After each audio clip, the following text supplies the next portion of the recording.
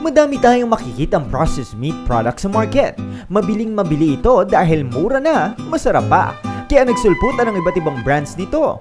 Longganisa, tocino, hotdog at ham. Ang ilan sa maraming pagpipilian na agad mabibili sa grocery, supermarket o kahit sa sari-sari store.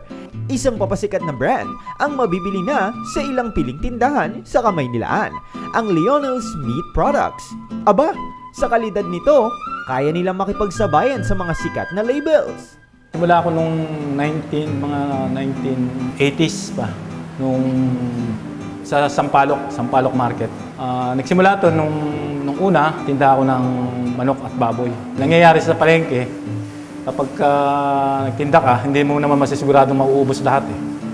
So doon ko naisip na mag-seminar, mag-aral ng paggawa ng mga meat processing. Di na bago sa kanya ang pagbabanat ng buto. Noong kabinataan pa lang niya, sumabak agad siya sa pagtitinda. Makatulong lang sa pamilya. A working student, bago ako mag-asawa noon, ang talagang tumutulong ako sa mga kapatid ko, mga tinda gulay. Tapos binigyan ako ng pesto. Ang tinda ko naman kamote, mga gulay rin, mga sibuyas, langka.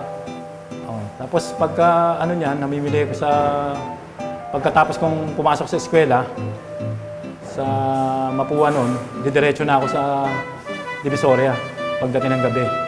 Inaabot ako ng Carpio noon doon. Pag inabot ako ng Carpio, hindi na ako makakauwi. Doon na ako matutulog sa kariton. Tapos umaga ka na lang uuwi. Diretso paninda. Kakaiba talaga ang sipag ni Kuya. Halos sinolo niya ang pagtataguyod ng meat shop.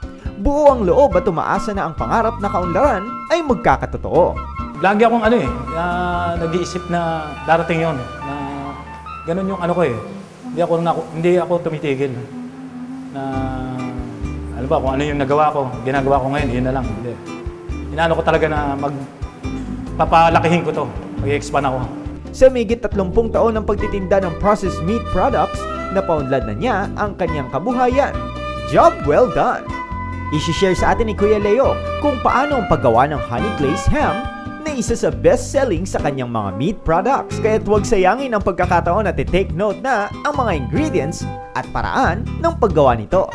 Welcome po sa Lionel's Meat Shop.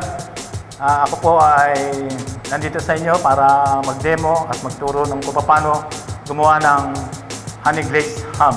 Sa paggawa ng honey glazed ham, pumili ng fresh na baboy at gilingin ito.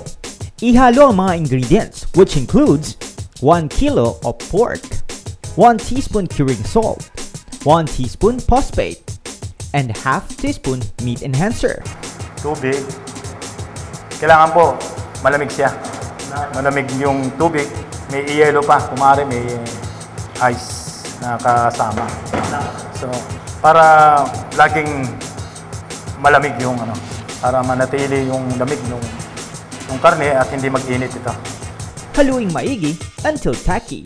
Kapag tuyo na, ilagay ang mga spices o ang mga natitirang ingredients, which includes 1 tablespoon refined salt, 2 1/4 tablespoon sugar, ½ teaspoon monosodium glutamate, and 1 tablespoon ham spices. Put the mixed meat in a plastic. Boil the meat for 30 minutes. Okay, matapos po nating ibuhol to, ilalagay po natin ito sa mainit na tubig, ng kalahating oras. Pagkatapos pakuluan, ready na para i-glaze ang ham. You can use honey powder or sugar for glazing. After glazing, next is the packaging. Now, ready na ito for selling.